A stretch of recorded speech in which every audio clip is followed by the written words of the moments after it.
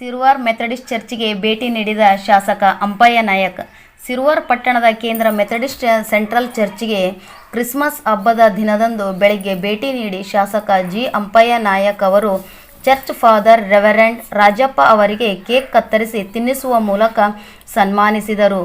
ಸನ್ಮಾನಿಸಿ ಎಲ್ಲ ಕ್ರೈಸ್ತ ಬಾಂಧವರಿಗೆ ಕ್ರಿಸ್ಮಸ್ ಹಬ್ಬದ ಶುಭಾಶಯ ಕೋರಿದರು. ನಂತರ ಯೇಸು ಕ್ರಿಸ್ತನನ್ನು ಮಾನವರ ಪಾಪ ನಿರ್ವಹಣೆಗಾಗಿ ಜಗತ್ತಿಗೆ ಶಾಂತಿ, ಸತ್ಯ, ಒಳ್ಳೆಯ ಮಾರ್ಗದ ಸಂದೇಶಗಳನ್ನು ಸಾರಿದರು.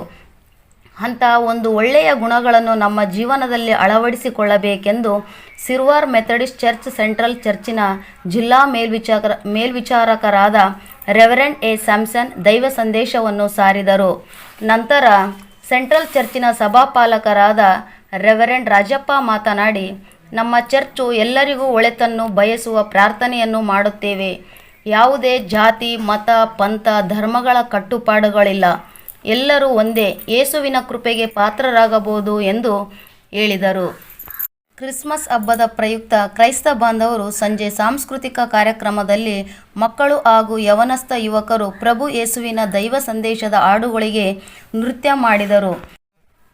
ಕ್ರಿಸ್ಮಸ್ ಹಬ್ಬವನ್ನು ಎಲ್ಲರೂ ಕೂಡಿ ಆಚರಿಸುವುದು ಖುಷಿ ತಂದಿದೆ ಎಂದು ಹೇಳಿದರು.